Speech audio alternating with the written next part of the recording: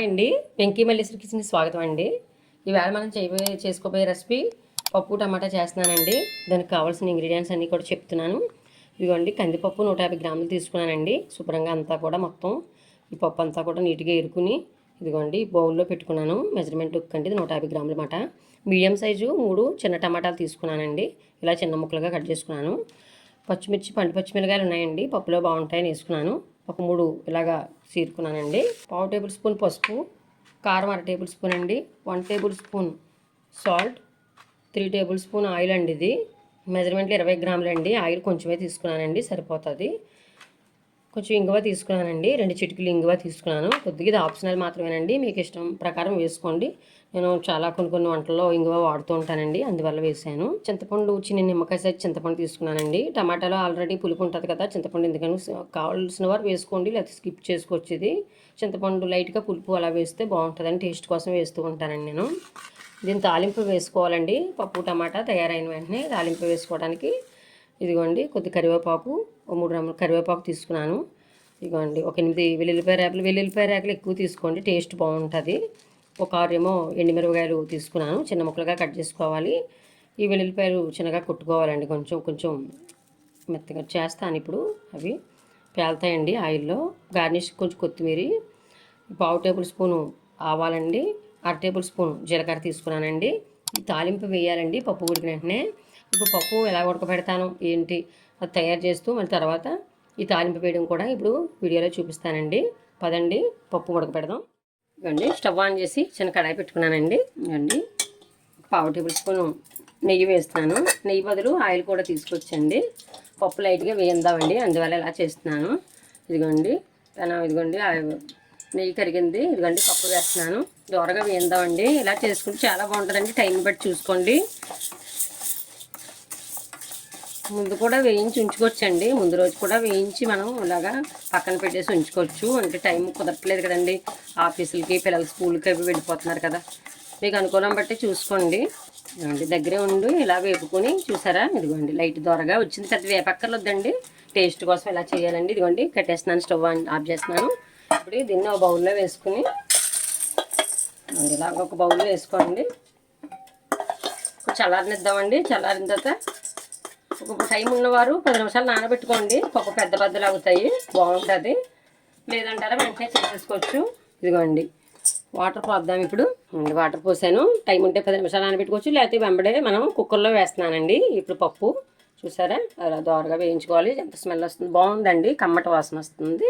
Cooker ఒకటి పెట్టాను, వెంటనే వేసేస్తున్నానండి నేను. అంటే టైంలో స్కూల్కి వెళ్ళిపోవాలి పిల్లాడు, అందువల్ల. టైం ఉన్నవారు నానబెట్టుకోవచ్చండి, పెద్ద అవుతుంది పప్పు, కురుము అవుతుంది అన్నమాట. అలాగా ఇదిగోండి వాటర్ వేసాను. వాటర్ ఇది బౌల్లో 150 గ్రాములు చూపించాను కదా, మీకు ఒకవేళ తెలియని వారు గ్లాసులో ఏదన్నా చిన్న గ్లాసులో కొలుసుకోండి. పప్పు 1 గ్లాస్కి 2 గ్లాస్ కింద అలా వేసుకోవచ్చండి పప్పులోని.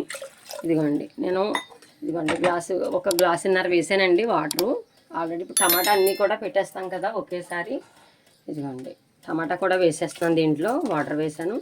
ఇదిగో పచ్చిమిర్చి వేసేసాను, కొంచెం కొత్తిమీర వేస్తున్నాను. కరివేపాకు రవ్వ కూడా ఒకటి తుంచుకొని వేసుకుందామండి, టేస్ట్ కోసం అండి ఇవన్నీ కూడాను. ఇదిగోండి పప్పు ఇది చూసారా, మొత్తం అంతా కూడా ఇదిగోండి ఇలాగ పప్పు టమాటా అన్నీ కలిపి సింపుల్ అండి చాలాను. ఇలా పెట్టేసుకోవడమేనండి. ఇదిగోండి ఈ పప్పు మూత పెట్టే ముందు ఇదిగోండి ఆయిల్ అలాగా తీసుకున్నాం కదా తాలింపులోకి. ఇదిగోండి 1/2 టేబుల్ స్పూన్ ఆయిల్ వేస్తాను. ఇది ఎందుకు వేస్తాను అనుకుంటారు మీరు, పప్పు తిని సోడాలు ఏమీ లేకుండా త్వరగా అయిపోయేలాగండి. అంటే కుక్కర్లో కదా త్వరగా ఎలాగ అయిపోతుంది కదా అనుకుంటారు. కొన్ని ఒక్కసారి అవ్వదండి. మామిడికాయ అటువంటివి కూడా వేసినప్పుడు కూడా త్వరగా ఎలాగ అవుతుంది. ఇలాగ ఆయిల్ చుక్క వేసుకుంటే లైట్గా త్వరగా అయిపోద్దండి. మామూలుగా కూడా వేరే గిన్నెలో కూడా స్టవ్ మీద పెట్టుకుని ఉడకబెట్టేసుకోవచ్చు. మీరు దాకలో కానీ ఏదన్నా స్టీల్ బౌల్ దేంట్లో కడాయిలో కానీ ఉడకబెట్టుకునేటప్పుడు లైట్గా ఒక 1/2 టేబుల్ స్పూన్ ఆయిల్ అలా వేసుకోండి పప్పులో. ఇది చిట్కా అండి, త్వరగా ఉడికిపోతుంది తిని సోడా లేకుండాను. ఇదిగోండి కూతలు వేద్దాం ఇప్పుడు. చింతపండు తీసుకున్నాం కదండి, దీన్ని ఒక బౌల్లో ఇదిగోండి ఇలా నానబెట్టుకోవాలి కొంచెం వాటర్తో.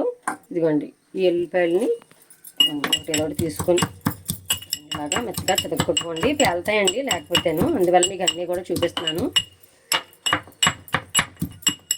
ఇదిగోండి టేస్ట్ బాగుంటుంది, ఇలాగా మనకి పేలకుండా ఉంటాయండి. ఇదిగోండి ఈ మాదిరి ఇలాగా కచ్చపచ్చగా చెదగొట్టుకోండి. ఈ ఎండుమిర్చిని ఇలాగా చిన్న ముక్కలుగా కట్ చేసుకోండి. పప్పు అయ్యేలాగా ఇలా చేసుకోండి చిన్నవి. కూతలు 3 కూతలు వేయించాను. 3 కూతలు వేయించానండి. ఇప్పుడు దీన్ని ఇదిగోండి ఆవిరంతా పోయే వరకు ముందు ఆల్రెడీ ఆవిరి తీసేసానండి. ఇప్పుడు ఇదిగోండి ఆవిరంతా పోయే వరకు ఇదిగోండి అవసరమైతే ఇలా చూసుకోవాలి. విజిల్ మాత్రం కంపల్సరీ. ఇదిగోండి మెల్లిగా తీసుకోండి. కుక్కర్ దగ్గర చాలా జాగ్రత్త. ఇదిగోండి చూసారా ఎంత చక్కగా అయిపోయిందో. 3 విజిల్స్కే మొత్తం పప్పు అంతా ఉడికిపోయిందండి. బాగుంది. ఇప్పుడు దీన్ని ఇంకా మెత్తగా చేసుకోవాలండి. స్టవ్ ఆన్లో పెడుతున్నాను. ఇదిగోండి పసుపు ఉంది కదా, పసుపు వేసాను, కారం వేసాను, సాల్ట్ వేసేసాను.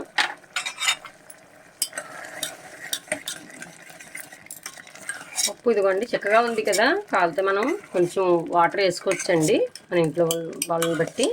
ఇదిగోండి పప్పు ఇలా ఉడికింది.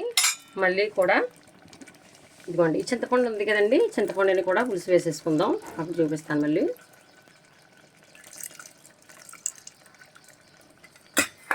ఇవన్నీ కూడా కరెక్ట్ మెజర్మెంట్ ఇవ్వడం వల్ల నేను టగటగా అన్నీ వేసేస్తున్నానండి. మీరు అన్నీ చూసుకోండి. కారాలు, సాల్ట్ అన్నీ కూడా చూసుకుని వేసుకోండి. నా ప్రతి వీడియోలో కూడా అలాగే చెప్తూ ఉంటాను నేను. ఇదిగోండి అంటే ఎవరి ఇష్టం వారిది కదండి. మరి కొంతమంది తక్కువ తింటారు, కొంతమంది ఎక్కువ తింటూ ఉంటారు కారం. ఇదిగోండి ఇప్పుడు స్టవ్ స్పీడ్ పెట్టి పప్పుని చూద్దాము. ఇదిగోండి ఈ రకంగా ఉంది. ఇదిగోండి పప్పు అలా ఉంటే సరిపోతుందండి. మీకు మనుషులను బట్టి వేసుకోండి. ఇది 150 గ్రాములకే చూపించాను. ఇది ఒకసారి టేస్ట్ చేద్దామండి. కారం, సాల్ట్ అన్నీ కూడా సరిపోయాయండి నాకు. ఒక 2 నిమిషాలు ఉడకనిద్దామండి. కొంచెం అలాగా కారం అన్నీ వేసాం కదా. మీరు ఫస్ట్ అనుకుంటారు సాల్ట్, కారం అన్నీ కూడా వేసేసి పప్పు వేసేసి పెట్టేయచ్చు కదా అనుకుంటారు. టమాటా వేసాం కదండి, ఉడకడం కొంచెం తక్కువ ఉడుకుతుందండి. అందువల్ల కారం కొంచెం తర్వాత వేసేలా పక్కన పెట్టుకున్నాను అనమాట. అన్నీ కూడా కలిపి పెట్టేసుకోవచ్చండి. చింతపండు పులుపు మాత్రం ఫస్ట్ వేయొద్దు అసలు. పప్పు అంతా ఉడికిన తర్వాత అప్పుడు వేసానండి. చూసారు ఇప్పుడు ఎలా చేశాను. ఉడికిపోయింది మొత్తం అంతా కూడా గంటిలాగా అవ్వాలి. బాగుంది. పక్కన పెడుతున్నాను. తాలింపు వేయడానికి ఇలాగా పెట్టుకున్నానండి. ఇలాగా ఒక పప్పు గుత్తి తీసుకున్నాను. ఇదిగోండి ఇంకా ఏమన్నా కొంచెం లైట్గా బదులుండి గంట పప్పు గుత్తి సాయంతో కూడా ఇలా చేసుకోండి. ఆల్రెడీ ఉడికిపోతే పర్లేదండి. ఉడకని వారు ఈ పప్పు గుత్తి సాయంతో కూడా ఇలాగా కలుపుకోవచ్చు. ఏం పర్లేదండి. మన దగ్గర ఏది ఉంటే అదేనండి. గండి ఇలా చేసుకోవడమే. పెట్టేస్తున్నాను. గండి ఇలా ఉండాలండి పప్పు. అటు బద్ద కాకుండా ఇటు పప్పు బాగా పప్పులాగా కాకుండా బాగా మెత్తగా కూడా చేసేసుకోకండి. ఇలా ఉండాలి. టేస్ట్ బాగుంటుంది. ఇప్పుడు తాలింపు వేసేద్దాం. ఇదిగోండి స్టవ్ ఆన్లో పెట్టేశాను. ఇదిగోండి ఆయిల్ వేసేసాను. స్టవ్ ఎక్కింది ఆయిల్. ఇదిగోండి వెల్లిపాయలు అలా వేసుకోండి. స్టవ్ చిన్న సిడిలో పెట్టుకోండి. పేలుతున్నాయి చూసారా. ఏదైనా మూత ఉండాలండి మీ దగ్గర. జీలకర్ర, కరివేపాకు, తాలింపులు అన్నీ వేసేసానండి మొత్తం. కొత్తిమీర పైన గార్లిక్ వేద్దామండి. ఆవాలు కూడా వేస్తున్నాను.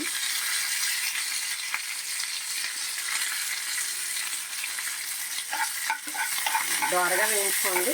తాలింపు మాత్రం అసలు మారనివ్వకండి. తాలింపు మారితే టేస్ట్లు మారిపోతాయి. మళ్ళీ దోరగా వేద్దామండి.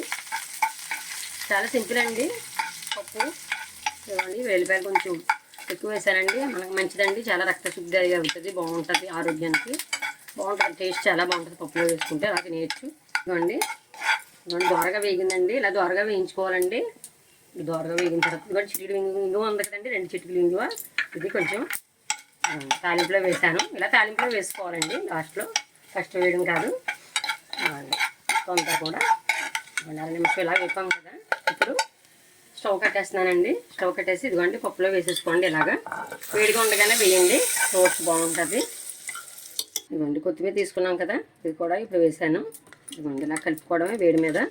బౌల్లో సర్వ్ చేసి చూపిస్తానండి. ఇప్పుడు చూసారు కదా ఫ్రెండ్స్. ఇదిగోండి ఈ విధంగా ఇదిగోండి బౌల్లోకి సర్వ్ చేశాను. ఇదిగోండి చక్కగా పప్పు టమాటా అండి. కమ్మటి పప్పు టమాటా రెడీ అయింది. ఈ బాక్స్లో సర్వ్ చేసుకోండి. మీరు చక్కగా రైస్లో వేడివేడి రైస్లో తింటే చాలా బాగుంటుందండి. పప్పు టమాటా. ఇదిగోండి ఆవకాయ పెట్టుకున్నాను, ఆవు నెయ్యి, ఇదిగోండి కొంచెం అప్పడాలు వేసుకున్నానండి, మజ్జి మిరపకాయలని. ఇదే విధంగా కాంబినేషన్లో తినండి. చాలా బాగుంటుంది. పిల్లల క్యారేజీలకు కూడా చాలా సింపుల్గా తయారు చేసేసుకోవచ్చండి. ఇది చక్కగా చేసుకుని ఈ వీడియో ఎలా వచ్చిందో మళ్ళీ నా కామెంట్ సెక్షన్లో కామెంట్ పెట్టండి. ఈ వీడియో నచ్చినట్లయితే లైక్ చేయండి, షేర్ చేయండి, మన ఛానల్ని సబ్స్క్రైబ్ చేయండి. కొత్తగా చూసిన వారందరూ కూడా మన ఛానల్ని సబ్స్క్రైబ్ చేసుకోండి. అబ్జర్వ్ చేస్తూ ఉండండి ఛానల్ అంతా కూడాను. Bye friends.